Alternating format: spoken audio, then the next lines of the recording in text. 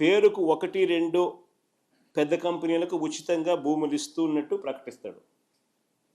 పేరుకు మాత్రం 1-2 పేర్లు చెప్తాడు, పెద్ద పేర్లు.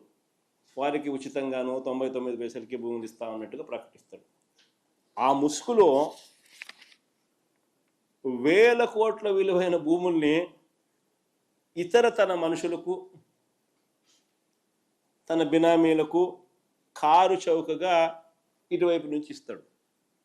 విశాఖపట్నంలో దాదాపుగా 2,000 కోట్ల రూపాయలు విలువ చేసి దాదాపు 14 ఎకరాల భూమి 99 ఏళ్లకు లూలు గ్రూప్కు లీజుకి ఇచ్చినాడు.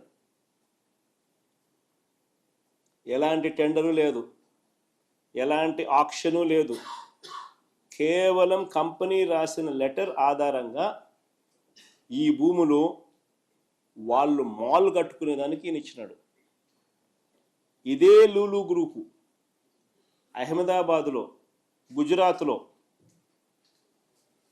16 ఎకరాల భూమిని 519 కోట్ల రూపాయలకు వేలంలో కొనుగోలు చేసి మాల్ కడతా ఉన్నారు. ఆంధ్ర రాష్ట్రంలో ఫ్రీగా చంద్రబాబు నాయుడు గారు ఆక్షన్ లేదు, మన్ను లేదు, పాడు లేదు, ఏమి లేదు, 99 ఏళ్ళ ఊరికే లీజు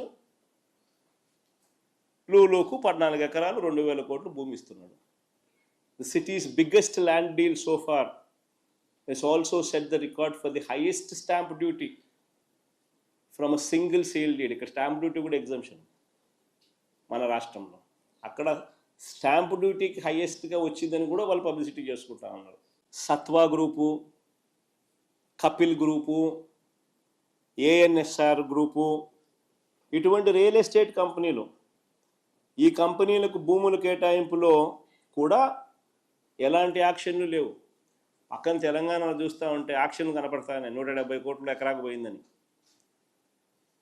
గుజరాత్లో ఆక్షన్లలో కనపడతా ఉన్నాయి. ఇంత డబ్బులు సంపాదిస్తున్నారని ఆక్షన్లలో ల్యాండ్లు.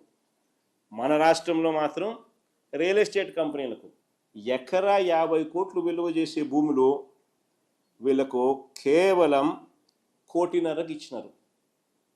ఎకరా 50 కోట్ల రూపాయలు విలువ చేసే భూములు కేవలం 1.5 కోటికి ఇచ్చినారు.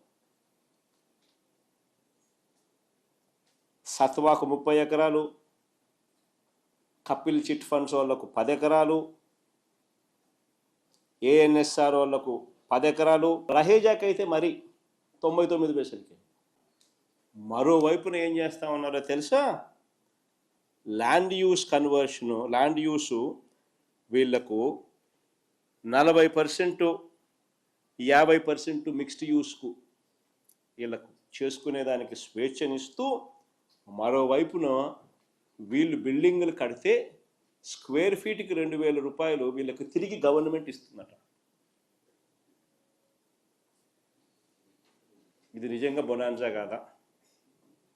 ఎవడన్నా రియల్ ఎస్టేట్ వ్యాపారస్తునికి ఈ మాదిరిగా ఇస్తారా మీరు?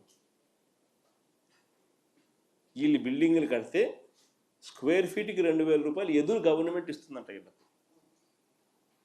చూడండి అది page number 16 IT and GCC policy 4.2 incentives for infrastructure developers అని చెప్పి వీళ్ళకు వర్తింపజేస్తూ ఇది పెట్టినారు.